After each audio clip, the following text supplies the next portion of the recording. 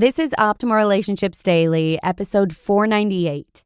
Let It Burn by Kacie Main of KacieMain.com. Hey, I'm your host, Joss Marie, and welcome back to the show where I narrate relationship content to you every weekday. And we're actually about to hit our 500th episode in just a couple of days, so I want to say thank you so much for your support along the way. And today's post concerns letting go of physical things in order to fully move on from past relationships. So if you're someone who has a stash of sentimental items hidden somewhere in your home from past relationships, you'll probably find today's episode interesting. So with that, let's dive right in and start optimizing your life. Let It Burn by Kacie Main of KacieMain.com. Oh, Usher. How that song has so much more meaning to me after last night. After I watched memory after memory of my past relationships curl up in flames. I spent all day going through my childhood bedroom. I couldn't avoid it any longer. My parents are selling the house and my room is the only one that hasn't changed in over a decade. Walking into it is like walking into an episode of Clarissa Explains It All. I spent 10 hours over there and didn't even get through everything. The problem with being a sentimental person is that apparently everything has a sentiment. Literally everything. So growing up, I kept it all. Pictures, notes, movie ticket stubs, honor roll ribbons, trophies, report cards, school projects, college bar wristbands, concert tickets, dried out rose petals from Valentine's Days past. You name it, I found it. Going through it all was like reliving my life in fast forward, pausing occasionally for the really good parts and the nostalgic ones. My heart hurt a little revisiting friendships that were once so close and now just distant memories. It's crazy how people can play such important roles during those impressionable years of your life and then only exist as posts in your Facebook feed. I sat cross-legged on my bedroom floor, a 34-year-old version of the girl who used to sit there playing with her Barbies, and laughed until I cried reading my old diary. The dramatic days of 12-year-old boy-crazy me solely focused on who asked who out and what boy I liked that day. It was literally like a tween soap opera.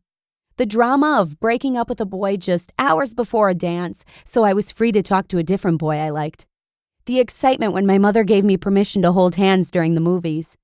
The secret three-way phone calls to find out if a boy liked me. And the devastation when he said no. I mean, I thought I had boy problems now.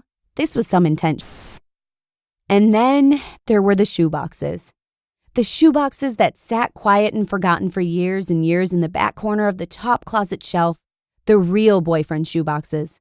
3 overstuffed boxes for 3 over relationships.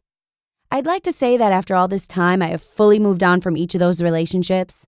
Plus, another one that doesn't have a shoebox at my parents' house. But that would be a lie. Do I think about them regularly? No.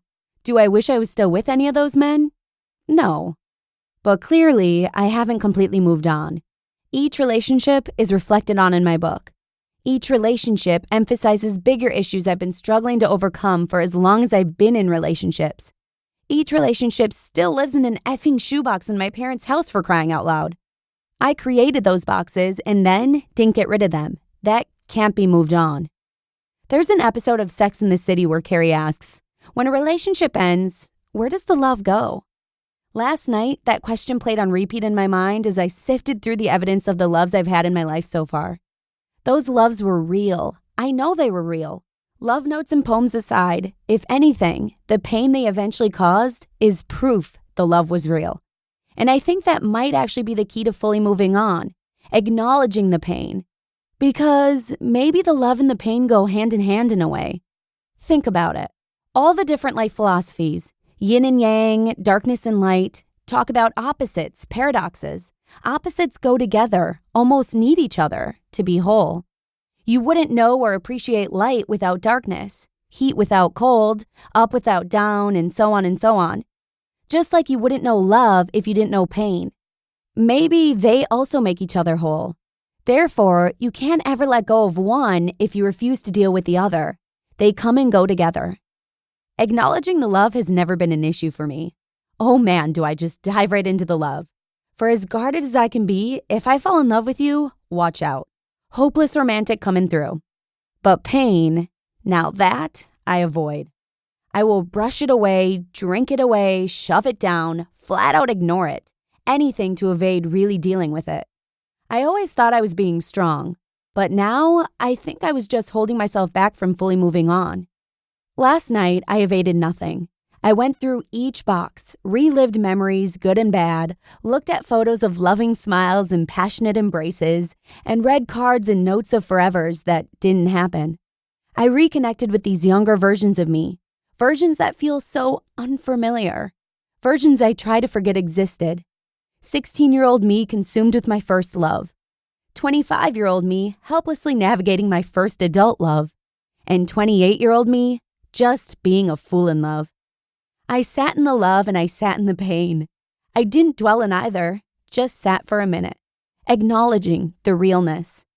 Acknowledging those versions of me weren't characters in a Lifetime movie I saw once and never wanted to watch again. They were me. Acknowledging the emotions, the sentiments that went along with each roller coaster relationship were real. They weren't stories from a Nicholas Sparks book.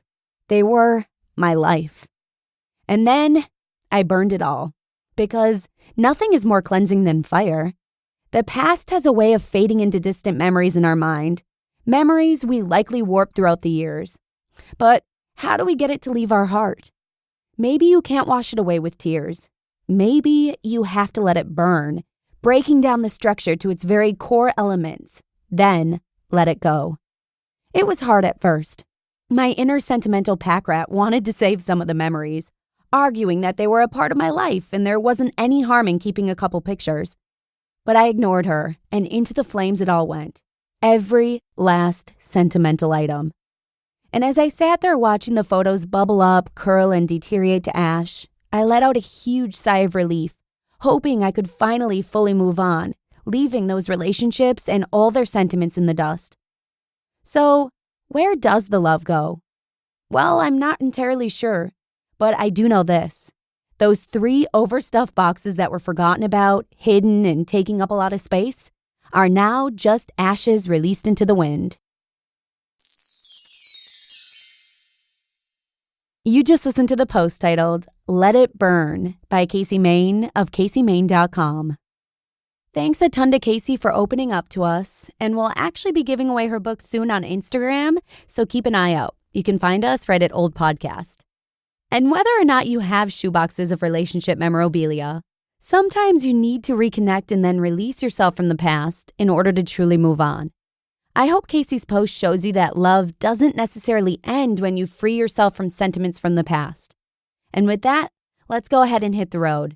Thanks so much for joining me here, and I'll see you again tomorrow with 2 posts from New York Times bestselling author Julie Morgenstern, where your optimal life awaits. Hello, Life Optimizer. This is Justin Malik, creator and producer of this podcast, but also Optimal Living Daily, the show where I read to you from even more blogs covering finance, productivity, minimalism, personal development, and more from incredible bloggers like Derek Sivers, Zen Habits, Mark and Angel, The Minimalists, and all the ones you hear on this show too. So if you enjoyed today's episode and like taking amazing blogs on the go, come on over to Optimal Living Daily and subscribe to that one too.